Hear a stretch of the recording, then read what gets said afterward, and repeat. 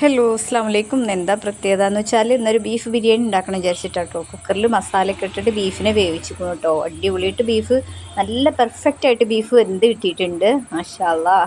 Beef വേണം എന്നാലേ ആ ബിരിയാണിക്ക് അതിൻ്റേതായിട്ടുള്ള ടേസ്റ്റ് ഉണ്ടാവുള്ളൂ. അങ്ങനെ എല്ലാ മസാലക്കൂട്ടും വെച്ച് ബീഫ് വേവിച്ചിട്ട് നമ്മൾ ബിരിയാണി ഉണ്ടാക്കണ പോട്ടിലിട്ടിട്ടോ. എന്നിട്ട് അതിലേക്ക് നമ്മൾ എന്താ ഇടണേ, മല്ലിയില, എന്താ പറയുക, ഗരം മസാല, പിന്നെ പൊരിച്ച ഉള്ളി അങ്ങനെ ഇട്ടു കേട്ടോ. ഇതേ മറ്റേ ആബിദ റഷീദ് ഉണ്ടല്ലോ, അവരുടെ റെസിപ്പി നോക്കിയിട്ട് ഞാൻ ഉണ്ടാക്കിയതാണ്. ഒന്നും പറയല്ല, അത്ര അടിപൊളിയാണ് ബിരിയാണി കേട്ടോ.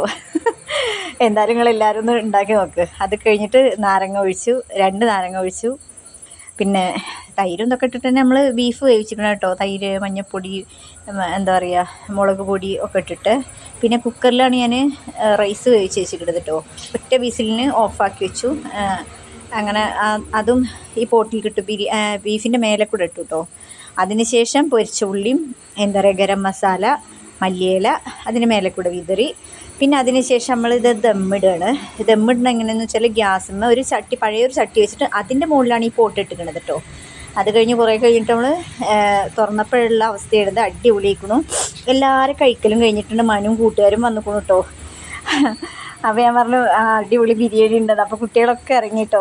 അതിൽ എന്താ പറയുക, അച്ചൂട്ടിയുണ്ട്, നാസിയുണ്ട്, നിയാസുണ്ട്, എല്ലാവരും ഉണ്ട് കേട്ടോ.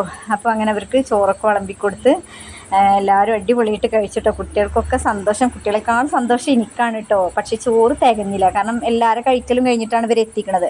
പിന്നെ ആ ചെറുപഴം കൊണ്ട് നമ്മൾ അഡ്ജസ്റ്റ് ചെയ്ത് കുട്ടികൾക്ക് തന്നെ ചിരി വരുന്നു പറയുമ്പോഴേക്കും. ചോറ് കഴിഞ്ഞിട്ട് അവർ വരുന്നത്, എന്താ ചെയ്യുക. അങ്ങനെ അവർ ചോറൊക്കെ കഴിച്ച് കഴിഞ്ഞ് ഇനി വേണമെന്ന് ചോദിക്കാനും എനിക്ക് പറ്റണില്ല. കാരണം വെച്ചാൽ പോട്ട് കാലിയാണ്. ഇതാണ് പോട്ടിൻ്റെ അവസ്ഥ. കണ്ടില്ലേ, ബിരിയാണി പാത്രമാണ് ഇപ്പോൾ അത്. അങ്ങനെ എന്നാലും ശരി, മാഷാ അല്ലാ. അവരൊക്കെ കഴിച്ചുമ്പോൾ അമ്മ കഴിച്ചിട്ടാണ് പോണത്, കാണിച്ചു തരാമെന്നുള്ളിലേക്ക്. കാരണം എന്ന് വെച്ചാൽ എല്ലാവരും കഴിച്ചു എന്തായാലും. കാരണം ഇനി ഒന്നുമില്ല, അല്ല അപ്പം എന്താ പറയുക. അടുത്ത പ്രാവശ്യം ഒരു വരട്ടെ. ടാറ്റ ബൈ ബൈ പറഞ്ഞ് പോകുന്നുണ്ട്. അപ്പോൾ ഓക്കെ, ടാറ്റ ബൈ ബൈ, സി യു.